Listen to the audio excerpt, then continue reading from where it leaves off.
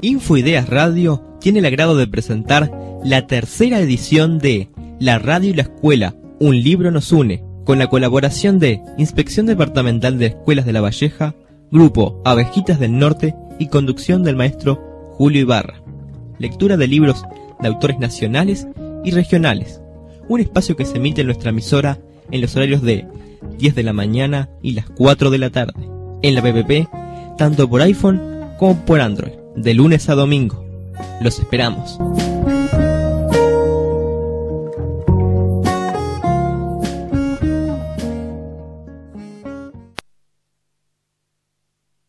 ¿Cómo están, oyentes de la radio y la escuela?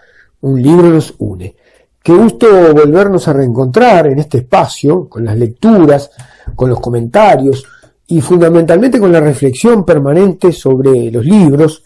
En este caso, y adhiriéndonos un poco a esta finalización de un nuevo año lectivo, sabido es que en el día de mañana los niños culminan un nuevo año escolar, y refiriéndose a esto, apelamos a una lectura sacada de este libro Vidas Admirables, editado por el Consejo Nacional de Enseñanza Primaria y Normal hace ya bastantes años, en la década del 60, y que, como les comentábamos alguna vez, compila y recoge muchísimas lecturas que fueron editadas en la inolvidable revista El Grillo. Y este tomo, que justamente tiene ese nombre de Vidas Admirables, obviamente se refiere a biografías de personas que marcaron en diferentes ámbitos su huella y deberían o deben permanecer en el recuerdo. Y en este caso, y más teniendo en cuenta el fenómeno educativo, nos pareció bueno traer a la memoria a un personaje tal vez poco reconocido y bastante olvidado, que nos pareció oportuno traerlo hoy, que es José Roger Vallet. Este señor, José Roger Vallet, fue un inmigrante barcelonés, que llegó al puerto de Montevideo a probar fortuna, como miles y miles de inmigrantes de diferentes países llegaban a estas costas del Río de la Plata. Y bueno, en este libro, en este texto, se describe la vida de este inmigrante, que además tiene mucho que ver, como ustedes lo verán, con la escuela y con las escuelas en general. Y esta historia dice así: el 24 de septiembre de 1906, dos jóvenes inmigrantes llegados de España eran desembarcados en el rudimentario puerto del Montevideo de entonces. Día de lluvia, de mar embravecido y de viento. Uno de ellos, de 16 años de edad, se llamaba José Roger Vallet. Llegaba solo, pobre, a tentar la oportunidad que era América, hacerse un futuro. Como pocos, poseía el ánimo dispuesto al trabajo. Los triunfos no se logran por simple voluntad de trabajo. El joven, casi niño aún, debía andar el largo camino del esfuerzo sin rendirse a contrariedades. Fueron estas precisamente las que le hicieron compañía desde sus primeros pasos por Montevideo. En 1906 el trabajo no abundaba. Pepito, como se le llamaba, pasó sus primeros días tratando de ganarle al tiempo la carrera entre conseguir empleo o ver agotarse el poco dinero que poseía. Pero el tiempo ganó y el muchacho quedó sin un cobre. Así se vio obligado a pasar las noches a la intemperie en un duro banco de la plaza de Cagancha. Afortunadamente la primavera hacía tolerable las horas de la noche. Bajo el estrellado cielo, en medio de la calma de nuestro Montevideo de comienzos de siglo, 11 largas noches se sumaron a su espera. Fue en una de esas noches de su pasar en la plaza que un transeúnte se detuvo a conversar con él. Enterado de la aventura del muchacho y de su carencia de recursos, al retirarse le dejó 2 pesos. Esto era para Pepito una fortuna que reavivó su optimismo. Téngase en cuenta que en esa época se podía pensión completa, aunque en establecimientos modestos, hasta por 4 pesos mensuales. Vuelto a la casa de empleo, logró finalmente ocupación en una pequeña fonda. Transcurrieron pocos días para que comprendiese que aquel trabajo no era para él. Continuar en Montevideo, donde prácticamente había agotado sus posibilidades de trabajo, ya no tenía sentido. Buscaría más amplios horizontes. Una noche sacó pasaje para Buenos Aires en el vapor Tritón y se embarcó. Pagó por el mismo la suma de 1 peso.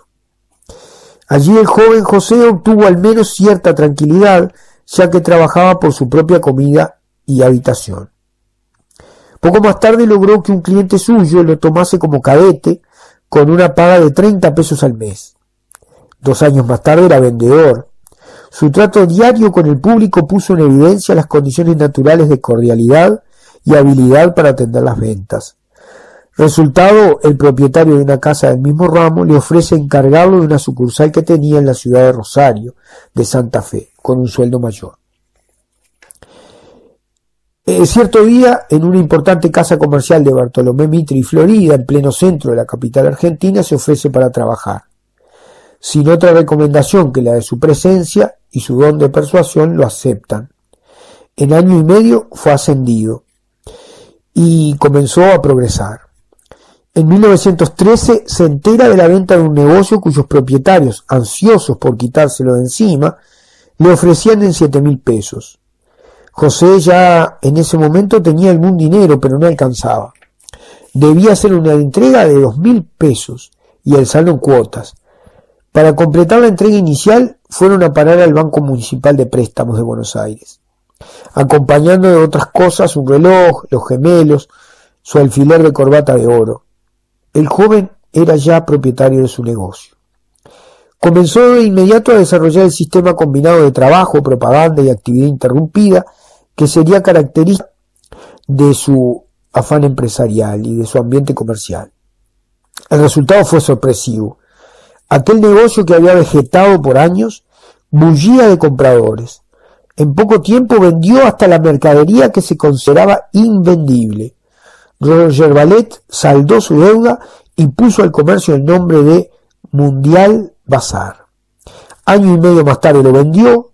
Su ex patrón, visto el éxito del joven, hace sociedad con él, pero después de un año José decide establecerse solo y en 1915 funda la empresa comercial internacionalmente conocida en aquellos tiempos como Bazar Dos Mundos. Ahora convertido en un gran comerciante, Roger Ballet volvía por sus fueros humanitarios e iniciaba una etapa poco común paralela al desarrollo de sus establecimientos, la colaboración social.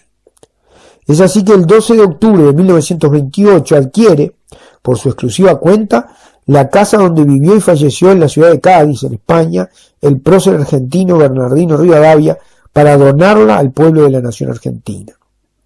En 1930, en plena época de aguda crisis económica, miles de españoles radicados en América querían volver a la patria, pero no disponían de los necesarios recursos. Roger Ballet se entera y de inmediato gestiona ante el cónsul general financiar 275 pasajes que deberán ser entregados, condicionaba, completamente gratis y sin ninguna clase de favoritismos. Este privilegiado de la fortuna comprendía la añoranza de quienes sufrían el impacto de la crisis alejados de su patria. Ya en 1954, cuando se hace realidad la conquista de la vacuna Salk contra la poliomielitis, Roger Ballet dona 10.000 unidades de la misma para salvaguardar la salud de otros tantos niños. En 1940, dejamos expresamente para el final este aspecto, Roger Ballet resuelve algo que podemos señalar como la cadena de oro de su actividad filantrópica, la donación de escuelas. Sin entrar a detallar, basta saber que hasta diciembre de 1966, en la Argentina había 50 nuevas escuelas donadas por aquel Pepito que desembarcara un tormentoso día de 1906 en el puerto de Montevideo. Este oficio de sembrar escuelas, como se lo ha definido, puso a José Roger Ballet en repetidos contactos con las máximas autoridades de los países en que se desarrolla su actividad y brinda su ejemplo magnífico de solidaridad humana. En julio de 1957, el presidente del Consejo Nacional de Gobierno del Uruguay, señor Arturo Lezama, asiste a la colocación de la piedra fundamental de la segunda escuela de Balneario Atlántida, que sustituía a una anterior más pequeña, donada también por Roger Ballet. Y así continuó. Puede decirse que es fácil hacer obra teniendo abundante dinero, pero ¿cuántos hombres de gran fortuna mantienen una línea activa de aportes a la sociedad durante decenas de años? Concluimos precisamente citando algunas reflexiones suyas. Al inaugurar la segunda escuela donada al balneario Atlántida dijo: la hidalguía uruguaya, lo mismo que la de otros países de América, que al inmigrante todo le facilita y nada le pide, no debe quedar en descubierto frente a quienes olvidan los deberes morales del agradecimiento. Aquellos extranjeros que además de su bienestar han conquistado el triunfo no deben tener en olvido que adeudan al país la gloria del buen pasar y el vivir sin las preocupaciones económicas que determinan la tranquilidad. Y por eso no encuentro otra manera de amortizar esta deuda que seguir, como seguiré de acuerdo con mi señora, dando escuelas a Uruguay y Argentina mientras vivamos. Así había hablado José Roger Ballet. La gratitud hay que demostrarla con hechos, hablando menos de patria y haciendo cada día más por ella. Yo no he tenido la suerte de gozar de los beneficios de la instrucción, decía. Por eso deseo que ellos no falten a los demás. Creo que hay que educar la voluntad no solo para el trabajo, sino también para la generosidad. Así, Roger Ballet donó de manera por demás generosa escuelas en la Argentina, en el Uruguay y también en Chile. Este gran hombre, que además muchas de sus escuelas aún permanecen, los locales, que tuvo la característica de que él solicitaba expresamente que no se le pusiera su nombre a ninguno de los locales que donó. No obstante eso, el gobierno y las autoridades de los 3 países siempre rindieron homenaje a esta persona. Donó muchísimos locales. Y de alguna manera, ya cuando se escribió este artículo, había donado 10 edificios escolares a nuestro país. Uno de ellos estaba enclavado precisamente en la ciudad de Minas, siendo demolido por su ya deterioro hace muy pocos años, que era el local de la escuela número 102 Santiago Ramón y Cajal de la ciudad de Minas. Este filántropo, este gran hombre, que había nacido en 1889, que llegó sin nada al puerto de Montevideo a principios del siglo XX, nunca olvidó su origen humilde y fue un hombre sumamente agradecido, fundamentalmente con todos los aspectos de la salud, de la cultura, pero fundamentalmente con la educación. Falleció en Buenos Aires en 1973. Que el recuerdo de José Roger Ballet pueda ser, y de hecho lo es, ejemplo para estas generaciones, para poder no solamente cumplir con el esfuerzo, con el trabajo, con la dedicación, sino también con el agradecimiento a quienes una vez nos dieron una mano para obtener ese progreso. Será hasta el próximo programa. Infoideas Radio tiene el agrado de presentar la tercera edición de La Radio y la Escuela, un libro nos une, con la colaboración de Inspección Departamental de Escuelas de La Valleja, Grupo Abejitas del Norte y conducción del maestro Julio Ibarra. Lectura de libros de autores nacionales y regionales. Un espacio que se emite en nuestra emisora en los horarios de 10 de la mañana y las 4 de la tarde. En la PPP, tanto por iPhone como por Android, de lunes a domingo. Los esperamos.